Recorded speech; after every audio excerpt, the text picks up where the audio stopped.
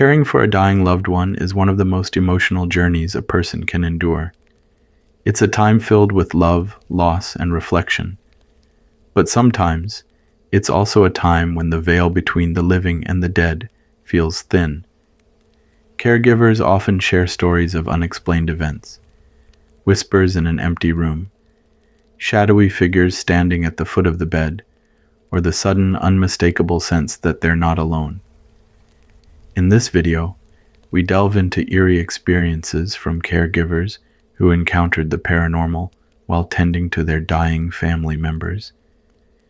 Were these moments signs of comfort from the other side, or something far more unsettling? Turn off the lights, settle in, and let's uncover the chilling tales of those who face the unexplainable in their darkest hours. Story number 1. I had just graduated from high school and turned 18 years old in 2007.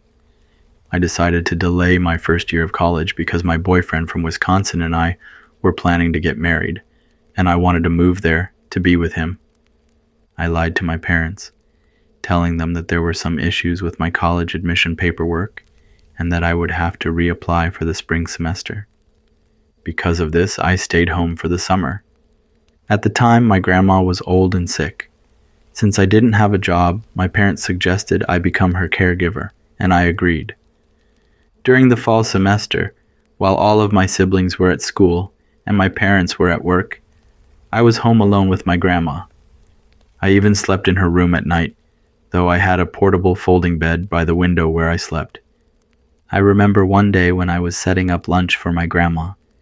She had a hospital bed in her room, so I helped her sit up and placed her food in front of her. My grandma then told me to go get another plate for her. I went to the kitchen, got another plate, and handed it to her. She took the plate, placed it beside her, and said she was setting it there for my grandpa to eat too. Chills ran down my spine because my grandpa had been dead for 7 years. I told my grandma not to say things like that because grandpa wasn't there anymore. As my grandma began eating, I left the room and went to the living room to call my boyfriend. We talked on the phone for about 45 minutes since he was on his 1-hour lunch break. After we hung up, I went to the bathroom in the hallway. As I walked past my grandma's room, I saw that she had already finished eating and was lying in bed, napping. While I was in the bathroom, sitting on the toilet, I suddenly saw a chicken drumstick moving back and forth underneath the door. I figured it was my grandma, so I said, "Grandma, what are you doing? You're unsteady on your feet. Get back in bed before you fall." The drumstick was withdrawn from under the door. About a minute later, it started moving side to side under the door again. This time I didn't say anything, but I got up to wash my hands. As I did, the drumstick was withdrawn again. When I opened the door, my grandma wasn't there in the hallway. I was confused because she could barely walk. I went to her room, and she was still in bed, fast asleep. She hadn't even finished all of her food, but the chicken drumstick was in the empty plate she had set aside earlier. I felt a little scared because my grandma had been sleeping the whole time. I cleared away all the leftover food and plates and stayed in the living room until my siblings came home. A few nights later, I started seeing a shadow hovering over my grandma at night. When I turned on the light, it disappeared. But when I turned the light off, the shadow reappeared, moving around the room. I got so unnerved that I left the lights on. One night, my grandma woke me up and told me to turn off the light. She said, "If you leave the light on, your grandpa is too shy to stay." I didn't know what she meant, but I turned off the light and went to sleep in my older sister's room instead. About a week later, my grandma passed away peacefully in her sleep. After the funeral, my boyfriend and I got married and moved to Wisconsin together. Story number 2. My grandpa used to be a soldier back in the day, before we migrated to Thailand and eventually came to the United States. To help you understand this story, I need to give a little background about him. Even though my grandpa was a kind man, Being a soldier meant he had taken many lives during the war. One incident he told us about was when he and his men wandered onto a farm in enemy territory. Inside the farmhouse was a family having breakfast. Despite his men advising him not to harm the family to avoid giving away their position, my grandpa didn't listen. He pulled out a grenade and threw it into the house, killing a man and 2 children. The mother of the children survived, but was severely injured. She couldn't speak and was moaning in pain. My grandpa referred to her as the old lady.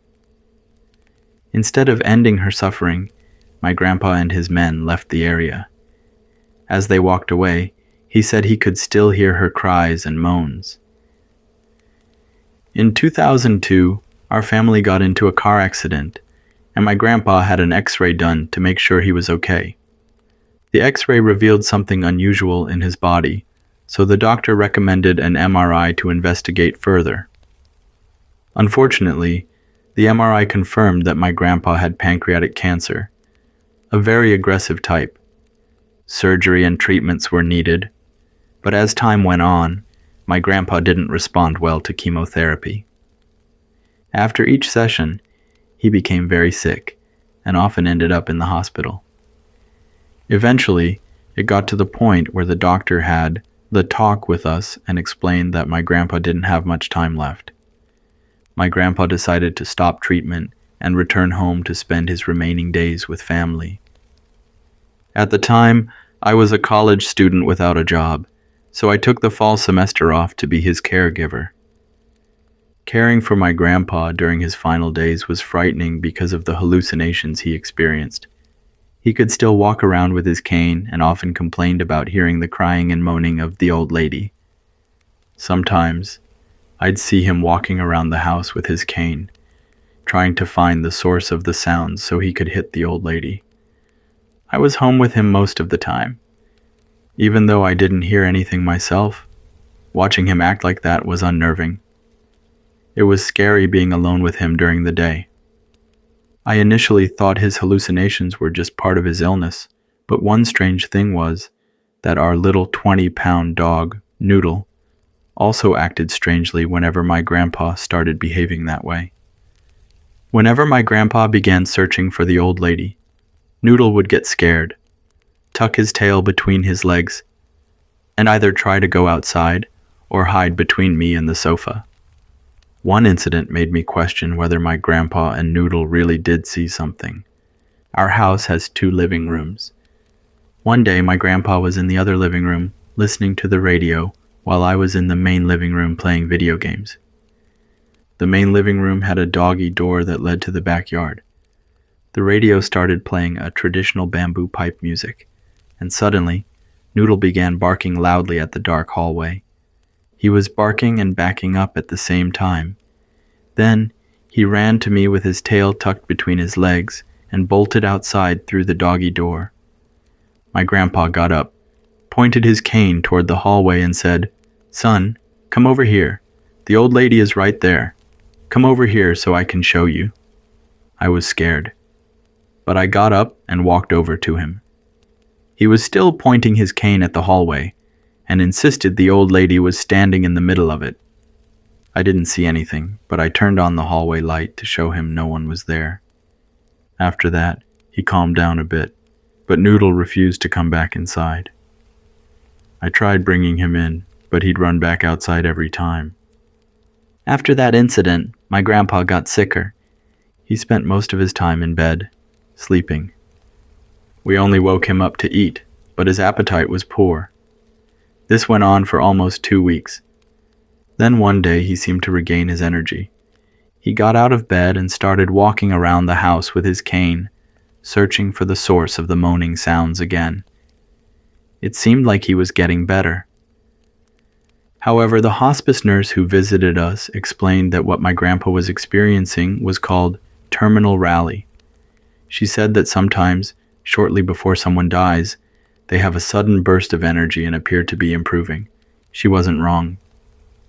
The next day, my grandpa was back in bed, sleeping all day. The day after that, he passed away. At first, I believed that his hallucinations were caused by trauma or PTSD from his time as a soldier. But Noodle's behavior made me question that. It's hard to say for sure. Story number 3.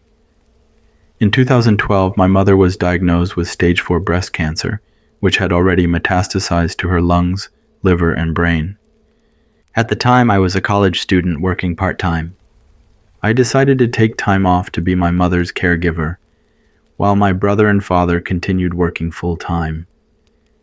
Caring for my mother was challenging, especially because her hallucinations were often frightening. One morning, I made some chicken rice porridge for her while she was sitting in a recliner chair in the living room, watching TV. I brought her a bowl and then returned to the kitchen to prepare some spring rolls for myself. As I was chopping cucumbers for the spring rolls, I heard my mother laughing and giggling.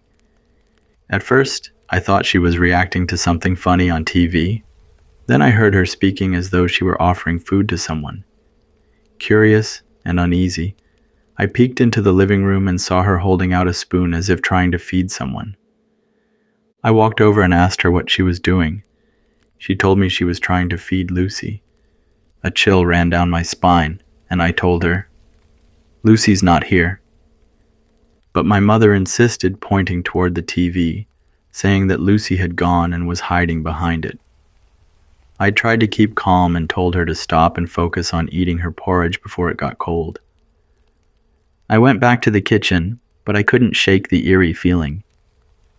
Lucy was my uncle's daughter, a handicapped child with many health complications who had been wheelchair-bound.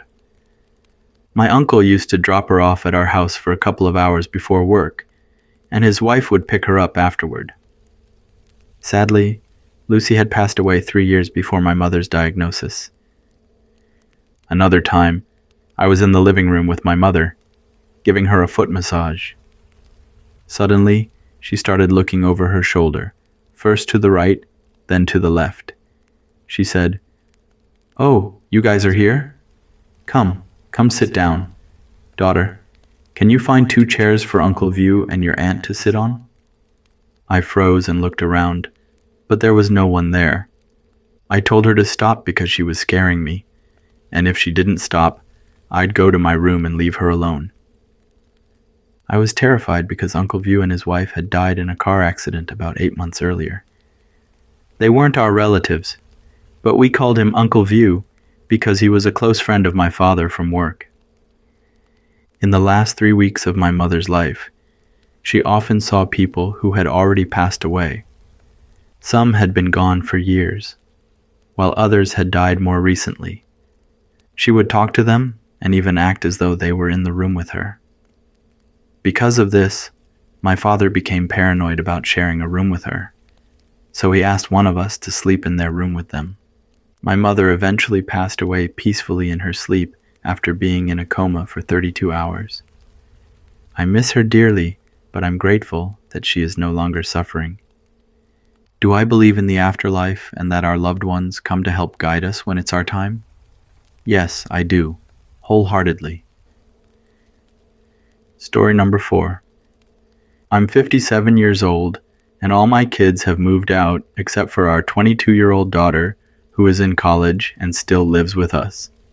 My mother passed away some time ago, due to complications from high blood pressure and diabetes. During that time, my father was living with my younger brother and his family, but my brother and his wife were having marital problems.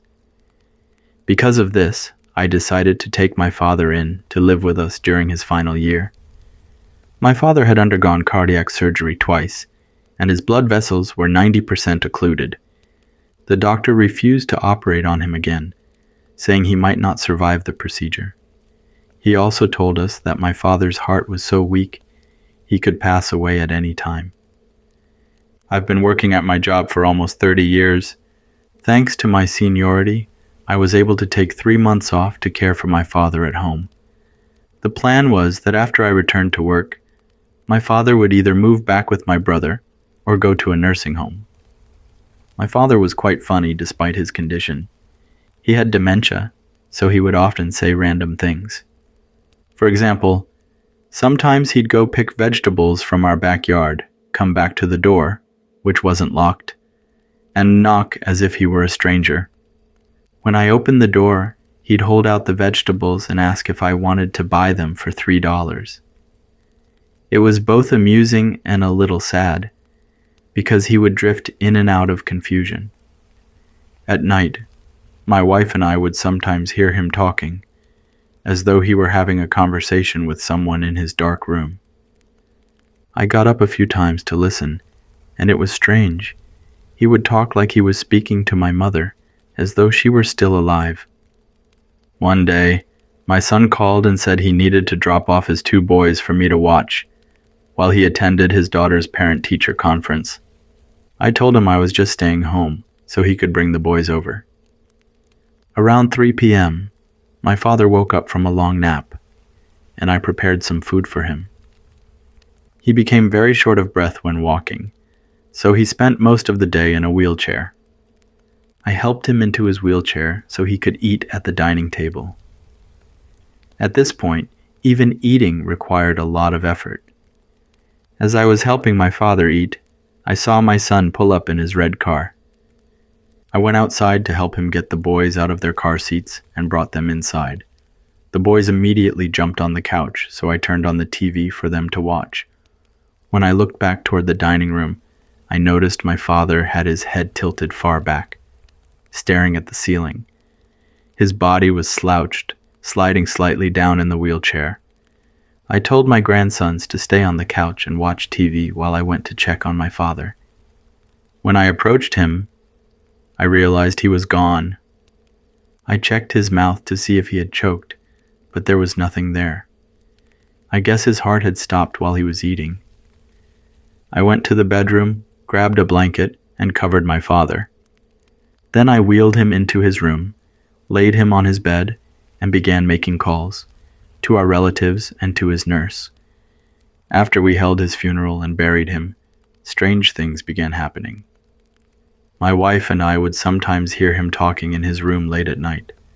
At first I thought I was imagining things, but my wife heard it too. We both believed that, though he had passed, his spirit was still in the house.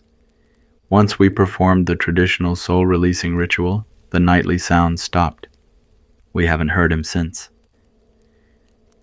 That's all for this video. Thank you for making all the way through and supporting my stories. Have a wonderful day or night.